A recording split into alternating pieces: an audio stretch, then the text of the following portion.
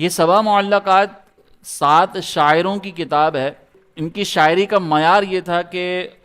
پرانے ادوار میں زمانہ جاہلیت کے اندر جب عکاظ کا میلہ لگتا تھا تو شعراء آپس میں جمع ہوتے تھے اور اپنی اپنی شاعری اس میں بیان کرتے تھے،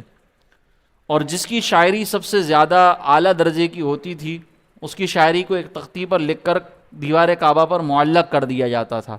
تو یہ 7 شعراء وہ تھے کہ جن کی شاعری بطور چیلنج کعبہ معظمہ پر معلق تھی، لٹکی ہوئی تھی۔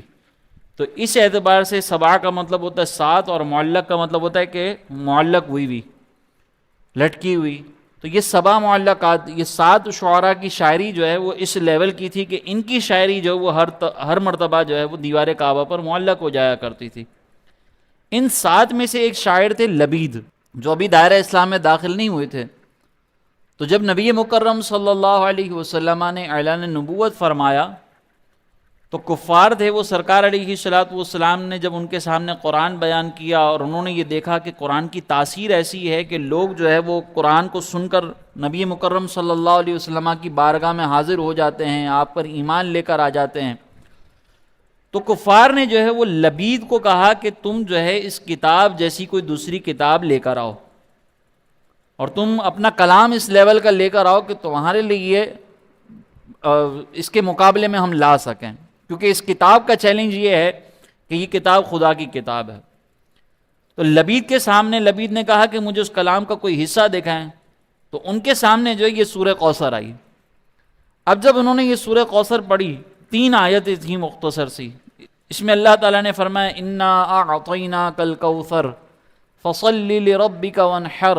ان شانئک هو الابتر۔ تو لبید نے یہ 3 آیتیں پڑھی تو فوراً ان کی زبان سے جاری ہوا کہ ان ھذا کلام اللہ لیس کلام البشر، کہ خدا کی قسم یہ اللہ کا کلام ہے، کسی بشر کا کلام نہیں۔ اور پھر وہ کلمہ پڑھ کر دائرہ اسلام میں داخل ہو گئے۔ پھر یہ حضرت عمر رضی اللہ تعالیٰ عنہ کے دور تک حیات رہے،